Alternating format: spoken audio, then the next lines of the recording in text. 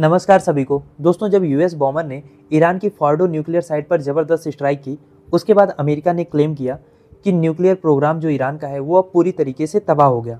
लेकिन जो satellite image हैं उससे ये पता चल रहा है कि अटैक से पहले ही साइट पर हैवी ट्रक्स और अर्थ मूविंग इक्विपमेंट्स दिखे थे और स्ट्राइक के बाद एंट्री पॉइंट्स पर मिट्टी का बहुत ज़्यादा ढेर है, लेकिन अंदर क्या डैमेज हुआ ये अब बिल्कुल क्लियर नहीं है।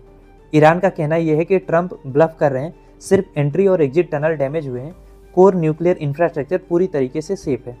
वहीं ईरान की एटॉमिक एनर्जी एजेंसी भी यही सेम बात कह रही है कि कोई कंटेमिनेशन हुआ नहीं है, यानी कोई रेडिएशन लीक हुआ नहीं।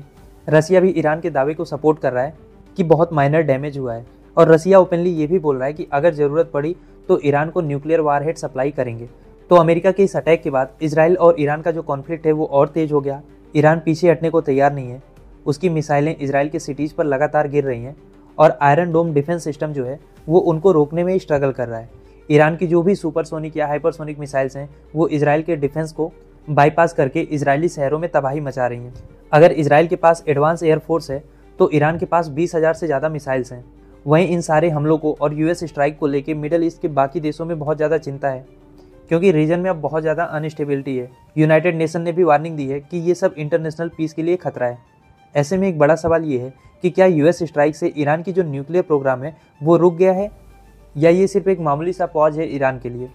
और देखना ये भी है कि क्या ये कॉन्फ्लिक्ट और ज़्यादा एस्केलेट होगा। अगर आपको पूरी कहानी को और गहराई में जानना है, कैसे घटनाएं अनफोल्ड हुई और आगे क्या हो सकता है, तो चैनल पे फुल वीडियो को ज़रूर देखें। वहाँ आपको हर ट्विस्ट, हर एंगल का डिटेल मिलेगा।